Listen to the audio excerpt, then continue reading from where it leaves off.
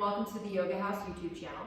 We offer classes here, we offer tutorials here, so don't forget to click the subscribe link to get updates when we post things on our channel. Today we're going to quickly go over what it is to go through the Vinyasa in a yoga class. So you'll hear that term a lot, go through a Vinyasa or take a flow, and sometimes we know what the teacher means and we're not quite sure how to execute it, or sometimes we're not really even sure what the teacher means when they say that. So we're going to go over briefly what those dynamics are and then ways that we can build up strength so we can execute it in class. Okay? So when a teacher after a sequence says take a Vinyasa, they're specifically talking about the action of moving with the breath and going back into plank, lowering down either to the floor or to Chaturanga Dandasana, moving on an inhale into up dog or cobra, and then exhaling, taking the hips back into downward facing dog. So the sequence would look something like this, right? Again, we're moving with the breath. So we finish our sequence, the teacher says take a Vinyasa, so we inhale back to plank, we exhale to lower, inhale to lift up into up dog or cobra, and exhale, we take the hips high to downward facing dog. Okay. So that whole sequence is actually a pretty strong sequence. It's something maybe more advanced practitioners can do, but there's always an option for you if you're newer to the practice and you haven't developed that strength yet.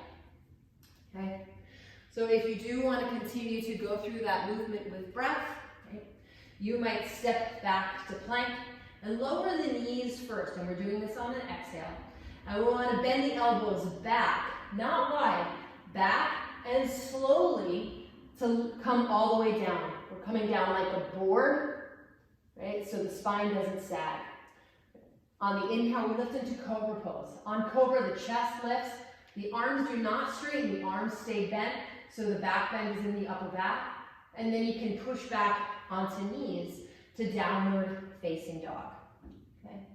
Some things that we see often in the Vinyasa that could be damaging to the body would be this action, okay, and that can create some trouble in the low back. So we want to make sure we're really supporting ourselves through the midsection. Okay? So again, one thing that we could do is drop the knees. We want to draw the belly back.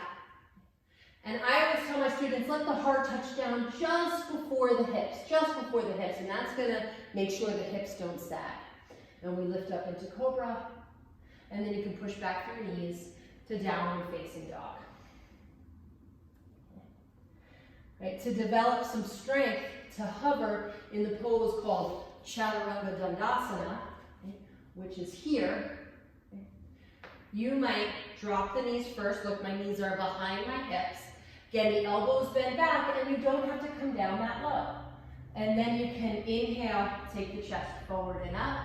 Hips, knees can stay down on the ground, and then push back to knees to downward facing dog. One more time. That's coming forward to plank, dropping the knees, elbows bend back, okay? Coming down again, engaging through the midsection, then slide the chest forward and up. Look, my hips aren't down, but my thighs are. Heart forward and up, and then push back to downward facing dog.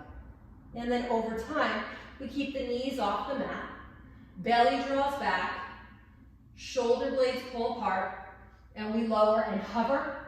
Then we push through to upward facing dog, and then exhale.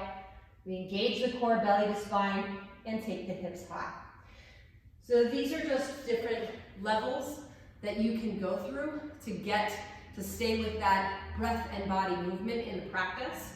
Be mindful again of not sagging the hips when we lower down. Heart touches down just before the hips, and that way the spine comes down nice and straight. So if you do have any questions or comments, please leave them in the comments below. Don't forget to hit subscribe to our channel right over here on the film. Thank you so much, and we'll see you soon.